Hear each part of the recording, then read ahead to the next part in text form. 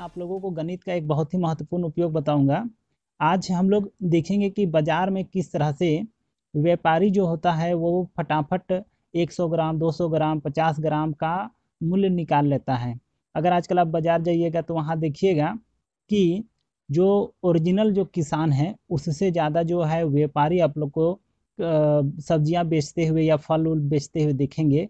तो ऐसा स्थिति में वे 50 ग्राम 100 ग्राम सभी का जोड़ करके वे पैसा लेते हैं, और ऐसा नहीं करेंगे तो उनको घाटा भी लग जाएगा।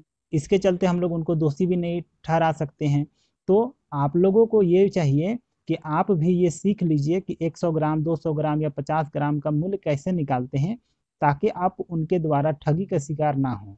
हम लोग कुछ क्वेश्चन के द्वारा आज सीखने का कोशिश करेंगे कि किस तरह से मार्केट में या तो बाजार पर सब्जी का या तो फल का आप खरीद बिक्री करते समय 100 ग्राम 50 ग्राम ये सभी का आप मूल्य निकाल करके सही सही उनको दे देने के लिए। मान लीजिए मार्केट गए, आपको हाफ के जी का ज़रूरत है, तो हाफ के जी अगर लेता तो हाफ के जी का रहता तो आपका कितना हो जाता, 18 का आधा 9, तो 9 रुपये तो आप आसानी से निकाल लिए। लेकिन जैसे ही कद्दू वो खरीद रहा है तो देख रहा है कि हाफ के जी का मिल ही नहीं रहा है, या तो वो 6 के जी का सॉरी 600 का हो जाता है, या तो वो 400 ग्राम का हो जाता है। तो ऐसा स्थिति में आप उसको कितना पैसा दीजिएगा, तो उसको जानने के लिए चलिए इसको देखते हैं।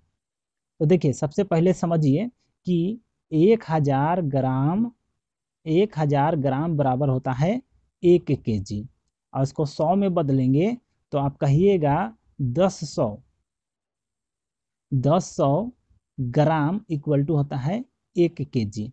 इसलिए अगर 1 केजी का दाम है 18 रुपया, इसका मीनिंग ये हुआ कि 10 ग्राम का दाम है 18 रुपया।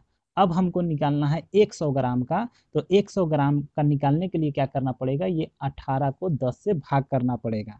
तो चलिए 18 को 10 से भाग करेंगे तो उसके लिए कॉपी किताब नहीं लेना है, सीधे क्या करना है हमको, यहाँ एक तो जीरो है ना, तो एक अंक के बाद पॉइंट डाल लेंगे। तो अगर कोई बोल रहा है कि दाम है 18 रुपया तो 100 ग्राम का कितना होगा, तो जस्ट एक अंक के बाद पॉइंट डालेंगे और बोलेंगे क्या कि 1.8 रुपीज़ 1.8 रुपीज़ 100 ग्राम का है। अब सोचिए कि अगर हमको 600 ग्राम का निकालना है तो 6 और 18 को 1.8 को गुना कर देंगे। तो पहले 18 और 6 को ही गुना कर लीजिए, तो 18×5 = 90, 18 छक 108, 18 छक कितना हुआ मेरा 108 हो गया, और एक अंक के बाद दशमलव, मतलब आप 10 रुपये 80 पैसा उसको दीजिएगा। ठीक है, तो आप जब खरीदने के लिए जाइए तो मैक्सिमम आप 10 रुपया दीजिए या 11 रुपया, उससे ज़्यादा आप नहीं दीजिएगा। तो उम्मीद करते हैं ये क्वेश्चन आप लोग को समझ में आ गया होगा। अब देखिए मान लीजिए आप फल विक्रेता के पास गए, वहाँ गए अमरूद खरीदने के लिए, और अमरूद का दाम बोला क्या कि अमरूद का दाम है 30 रुपया पर केजी। अब आपको लेना था हाफ के जी, लेकिन अमरूद का जो है साइज जो है वो ऐसा था कि जब चढ़ा रहा है तो हो जाता है मान लीजिए कि 400 ग्राम हो जाता है, या तो हो जाता है 700 ग्राम। तो ऐसा स्थिति में आप क्या कीजिएगा कि 500 ग्राम आप खरीदने गए थे, वो तो मिल नहीं रहा है। अब ये लीजिएगा तो आपका कम ही हो जाएगा, तो थोड़ा सा ज़्यादा ही ले लीजिए, तो ये वाला ले लीजिए। आप ये वाला लेने के लिए उसको पैसा कितना दीजिएगा ये सही जानकारी होनी चाहिए, नहीं तो हो सकता है कि दुकानदार आपको ठग देगा। तो उसके लिए क्या करेंगे, फिर से हम लोग 100 ग्राम का निकालेंगे। 100 ग्राम का निकालने के लिए तो अभी तो टेक्निक मैंने बता ही दिया कि क्या करना है, इसको हमको 10 से भाग करना है। तो ये माइंड में करना है, 10 से भाग करना मतलब सीधे एक अंक के बाद दशमलव, मतलब कि ये हुआ 3 रुपया।